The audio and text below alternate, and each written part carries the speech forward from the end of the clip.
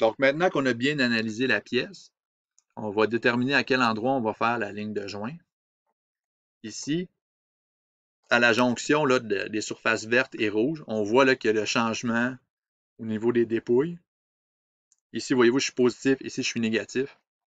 La pièce a vraiment été conçue pour que tout ce qui se retrouve en rouge soit dans l'empreinte femelle, puis tout ce qui est en vert se retrouve dans l'empreinte mâle. Donc, on va vraiment séparer à la jonction ici.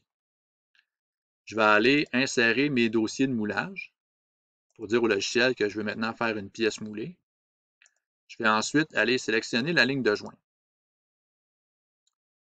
Je vais utiliser le même plan qui a été utilisé pour faire mon analyse de dépouille. Je vais aussi remettre encore 2 degrés. Là, regardez, quand je fais mon analyse de dépouille, automatiquement, le logiciel va sélectionner cette ligne de jonction là, entre les surfaces rouges et vertes comme ligne de joint. Je vais aussi m'assurer de sélectionner « Utiliser pour séparer le noyau de l'empreinte ». Donc, moi, je veux vraiment, par la suite, utiliser cette ligne-là pour générer mes surfaces pour mon insert mâle, puis générer les surfaces pour mon insert femelle. Donc, je vais le garder activé et je vais faire OK.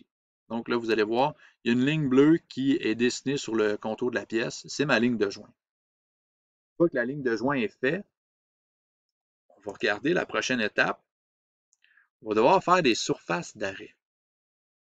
Quand on a fait la ligne de joint, il y avait une petite mention qui nous disait la ligne de joint est terminée, mais le moule ne peut être séparé. Vous allez peut-être devoir créer des surfaces d'arrêt. La surface d'arrêt, son utilité, c'est de dire le moule entre la section de l'empreinte mâle et femelle. Ici, il y a un trou. Ils vont se rencontrer à quel endroit? Donc, le mâle va terminer où et la femelle va commencer où? À quel endroit les deux morceaux de métal vont se toucher physiquement? Donc, on doit dire au logiciel où seront ces points de jonction-là entre insert mâle et insert femelle.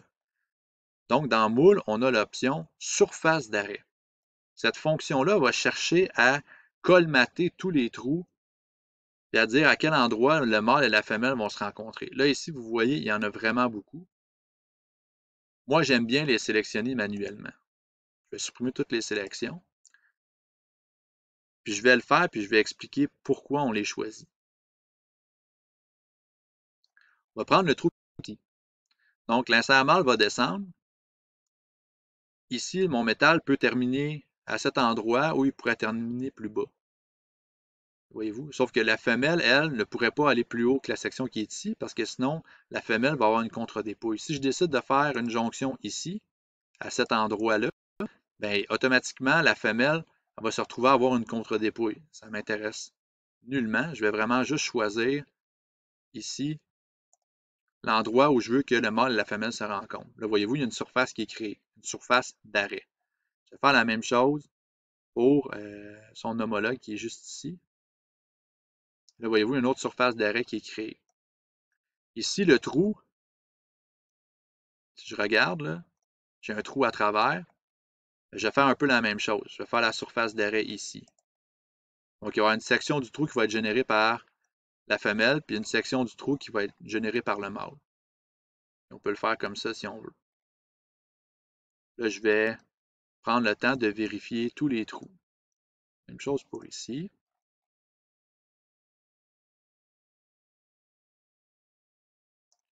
Parfait. Pour l'instant, ça va bien. Ici, c'est la même chose. C'est la section femelle qui va générer la matière ici. Donc, la jonction entre le mâle et la femelle va s'effectuer surface qui est juste ici. Donc, je peux poursuivre la création de mes surfaces d'arrêt. On doit vraiment toujours se dire à quel endroit le métal va se rencontrer. Puis cet endroit-là, est-ce que ça va créer des contre-dépouilles, oui ou non? Donc, c'est une réflexion à faire. Ça va arriver dans le très simple que le logiciel nous donne un résultat parfait du premier coup. Si le résultat ne fonctionne pas, vous pouvez juste simplement choisir les surfaces manuelles, qui est personnellement mon approche préférée. parce que j'ai le temps de bien vérifier tout ce qui se passe. Même chose ici, je vais à l'extrémité de mon moule, là on voit que ça ne fonctionnera pas. Eh bien, je vais déterminer que l'empreinte mâle va arrêter ici. Ça va créer une surface dans l'empreinte femelle qui ne peut pas être démoulée, mais par la suite, on va aller générer le tiroir pour tirer la matière qui est ici. Le tiroir ou plutôt le noyau qui va être monté sur un tiroir.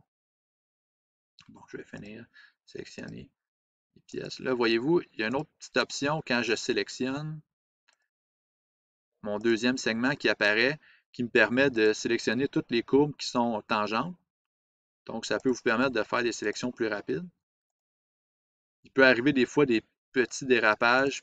S'il y a beaucoup de segments qui se rejoignent au même endroit, le logiciel, des fois, va choisir un mauvais segment, puis il va poursuivre la tangence à un autre endroit, mais règle générale, ça va quand même assez bien. La surface la plus délicate, ça va être celle qui est ici.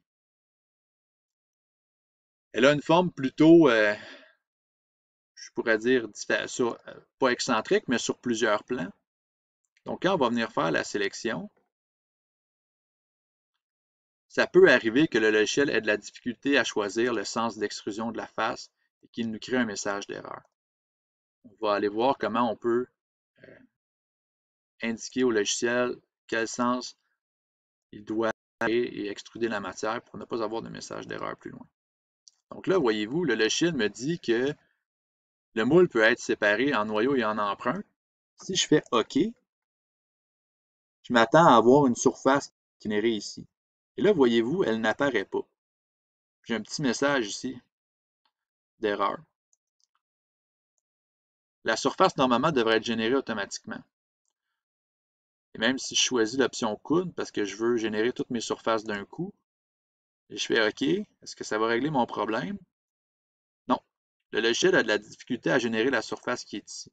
On va devoir lui dire quel est le bon sens d'extrusion de la surface ou de création de la surface. Là, voyez-vous, je vais cliquer sur la boucle. Et là, voyez-vous, j'ai différentes options qui s'offrent à moi. Pas de remplissage, par contact ou tangent. Donc, j'ai différentes options de création.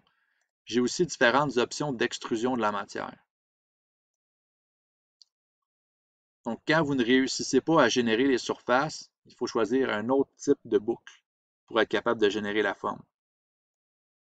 Donc, si je dis aucun remplissage, si je lui dis remplissage par contact, ça, en général, c'est pour les trous ou les surfaces planes. Là, par tangente, je vais extruder les surfaces tangentes, puis après ça, je peux lui expliquer dans quelle direction je veux avoir le contact. Une fois que c'est fait, je vais appuyer sur OK. Si tout fonctionne bien, voyez-vous, je vais avoir une surface qui va être générée. Puis quand je vais aller voir mes nouveaux corps surfaciques qui ont été créés, je vais avoir un corps surfacique pour la surface d'arrêt de l'empreinte mâle. Je vais avoir une surface d'arrêt pour l'empreinte femelle.